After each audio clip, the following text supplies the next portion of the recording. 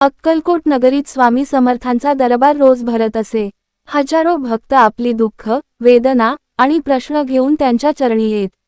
स्वामींचा एक शब्द म्हणजे भक्तासाठी ब्रह्मवाक्य असे। ही कथा अशाच एका भक्ताच्या निष्ठेची आहे। श्रीधर नावाचा एक गरीब शेतकरी आपल्या कुटुंबासोबत अक्कलकोटपासून दूर एका खेड्यात राहत होता। त्याचं जीवन खूपच कठीण होतं।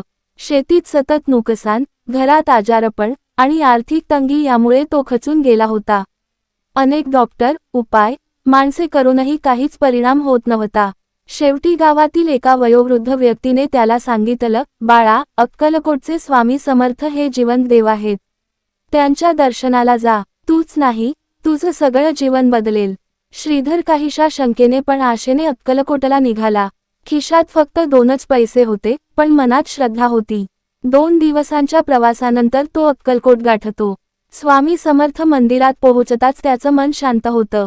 स्वामी समाधीस्थ स्थितीत बसले होते। श्रीधर नम्रपणे त्यांच्या चरणी बसला आणि मनातल्या मनात म्हणाला, स्वामी, माझं जीवन संपलनसारखं झालं आहे। आता तुमचाच आश्रय आहे। स्वामी अचानक डोळे उघडून म्हणाले, अरे बाबा, हरवलेलं बीज जमिनीतच सापडतं। शोध बाहेर नको, स्वतः कर। तूच तुझ्या संकटाचा उपाय आहेस।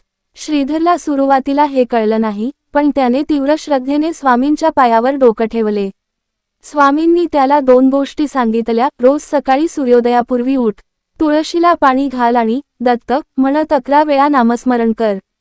श्रीधर परत घरी गेला आणि स्वामींच्या सांगण्यानुसार नित्यकर्म करू लागला।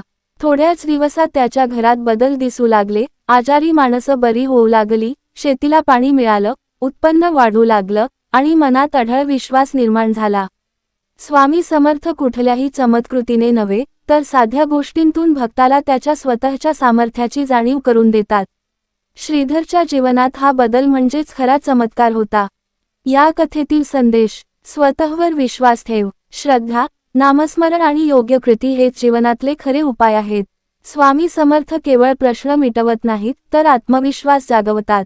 भक्ताला त्याच्या धैर्याची ओळख करून देतात। आजही अक्कलकोटमध्ये स्वामी समर्थांचे मंदिर लाखो भक्तांचे श्रद्धास्थान आहे।